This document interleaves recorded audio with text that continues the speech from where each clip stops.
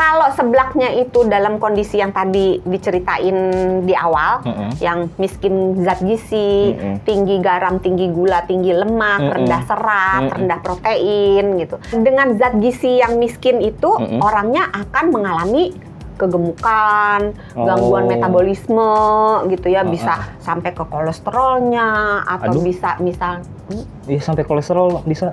Lah kalau dia di makanannya banyak yang tinggi lemak jenuhnya, terus proteinnya kurang. Kalau proteinnya kurang, kita makan itu cenderung cepet lapar. Terus rambut, kuku kurang begitu bagus gitu ya. Malnutrisi.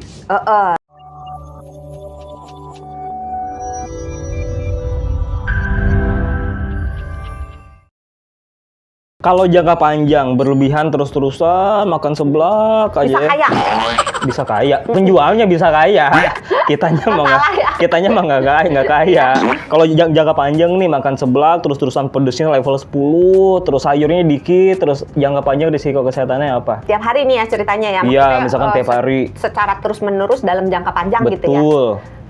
Kalau seblaknya itu dalam kondisi yang tadi diceritain di awal, yang miskin zat gizi, tinggi garam, tinggi gula, tinggi lemak, rendah serat, rendah protein gitu, itu akan menyebabkan orang yang makan mengalami gangguan gizi. Kekurangan zat gizi yang baik, kelebihan zat gizi yang kurang baik. Nah, karena di dalam seblak itu tinggi lemak jahatnya, tapi sering mencuri lemak jahat, sering mengejek, makanya masuk ke pedesnya yang level neraka. Oh, karena jahat. Perlu disekolahin tuh. Jauh banget, enggak. Oh, enggak. Jadi dengan zat gizi yang miskin itu, orangnya akan mengalami kegemukan, gangguan metabolisme gitu ya, bisa sampai ke kolesterolnya atau bisa misal sampai kolesterol bisa. Lah kalau dia di makanannya banyak yang tinggi lemak jenuhnya, goreng-goreng pilus-pilusnya segala banyak, kan jenuh. Bisa jadi ya healing lah kalau jenuh. Bener juga ya. Yuk healing dulu yuk. Kayaknya aku jenuh nih. Pantes saya ini ya agak gemukan ya dok, kayaknya sering makan seblak ya, itu jangka panjangnya ya. Terus proteinnya kurang. Kalau proteinnya kurang, kita makan itu cenderung cepet lapar. Terus rambut, kuku kurang begitu bagus gitu ya. Malnutrisi. Bisa Terus, juga. Apalagi kalau nggak pakai sayur. Kalau makannya sering nggak ada sayur, nggak ada serat, kemungkinan untuk gemuk jadi naik, kemungkinan untuk sembelit jadi naik, kemungkinan cepat lapar juga naik. Karena banyak micin, banyak garam, maka bisa apa? Apa? Kalau kebanyakan garam bisa jadi keasinan. Iya bener juga. Iya, merengut kita mukanya. Kebanyakan garam nih. Susah sih nanyanya sama orang dapur, bukan nanya sama dokter ya. Salah ya. Emang kenapa? Jadi kalau kebanyakan garam, efek yang sederhananya, kita bengkak. Jadi muka tuh sembab, matanya bengkak, perutnya rasanya nggak enak, kayak begah, kayak kembung, kayak bengkak gitu ya. Karena si garam ini, si natrium yang ada di dalam micin dan di dalam garam, kalau dikonsumsi terlalu banyak, berlebihan, maka badan kita akan berusaha mengeluarkan si garam ini dengan cara dia narik air, kemudian si airnya itu dikumpulkan, kemudian membuat jadi kita bengkak karena airnya itu ngumpul. Airnya itu dikumpulin dalam upaya badan kita untuk membuang si garam. Nah, setelah airnya dikumpulkan, kemudian air itu akan menarik si garamnya, dibuang melalui urin. Jadi orangnya akan pipis-pipis terus. Nah, kalau banyak pipis maka haus melulu. Makanya kalau kita makan yang micinnya banyak atau garamnya banyak, keasinan. Atau pedes juga. Bisa ya pedesnya banyak. Kalau untuk pipis-pipis enggak sih, tapi hausnya iya. Hausnya gitu. iya. Maka kita akan sering rasa haus, tenggorokan kayak kering gitu. Itu kaitannya dari ceritanya tadi itu. Gitu. Nah terus kalau dari darah tinggi bisa ke stroke-nya kemungkinannya naik kan. Kalau dia darah tinggi bisa juga menyebabkan risiko kena penyakit jantung naik gitu. Jadi memang ke mana-mana. Terus karena asin, konsumsi makanan yang terlalu asin menyebabkan ginjalnya bekerja keras. Jadi bisa ginjalnya lelah, butuh healing juga nanti. Panjang kan? Panjang sih. Nah bener nggak dok? Katanya makan seblak berlebihan juga katanya bisa bikin jadi anemia, kurang darah. Kenapa bisa kayak gitu? Kalau ada kalonya. Kalau di dalam seblaknya itu protein-proteinnya yang baik nggak banyak. Jadi misalnya gimana? Seblak nggak ada lah. Jadi kalau misalnya seblaknya seblak yang ala kadarnya, seblak ala kadarnya. Seblak ala kadarnya tuh gimana? Yang cuman isinya kerupuk doang. Oh iya, nggak pakai sayur ya. Nggak pakai apa-apalah, cuma kerupuk sama kuah doang. Ya itu kan nggak ada gizinya. Bagaimana kita bisa mendapatkan zat besi untuk supaya tidak anemia? Jatuhnya kayak junk food sih ya seblak tuh ya dok ya. Jadi ya udah bener-bener makanan yang nggak ada gizi sama sekali. Bisa jadi junk food, tapi bisa juga jadi pilihan makanan yang lebih sehat.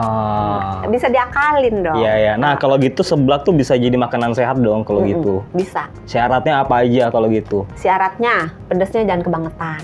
Ya, kalau sukanya justru kan yang enak dari seblak pedes dok. Kan nggak bilang jangan pedes, pedesnya jangan kebangetan. Oh, biasanya level 10 nih level berapa? 9? Setengah lah.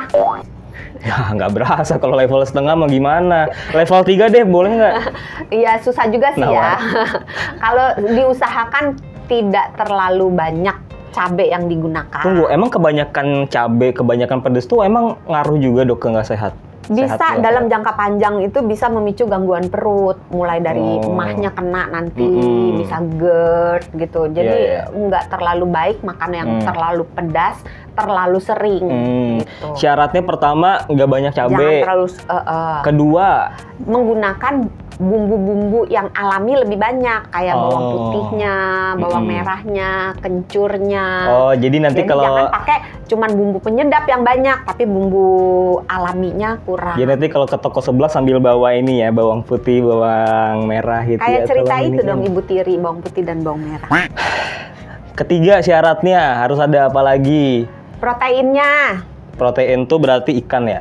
Terserah. Terserah, lo kok terserah? Kayak cewek ditanya makan apa, terserah. Apa protein itu? Maksudnya di dalamnya itu dimasukin bisa protein hewani, bisa protein nabati. Yang hewani termasuk tadi ya ikan, ayam, telur. Apa? Udang apa tadi? Yang udang dumpling. Isinya udang. Terus apalagi sih yang umum dimasukin?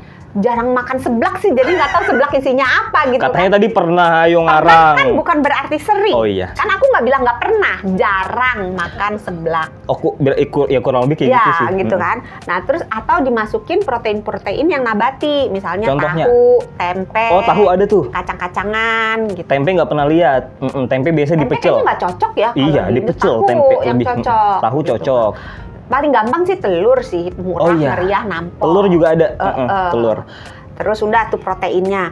Terus jangan lupa sayur-sayurannya ditambahin kalau bisa lebih meriah gitu. Jadi jangan cuman sawi doang, tapi mungkin sawi, kol, sama toge misalnya. Terus tambahin tomat dikit biar warna-warni dikit gitu. Oke, nah terakhir nih dok. Belum terakhir.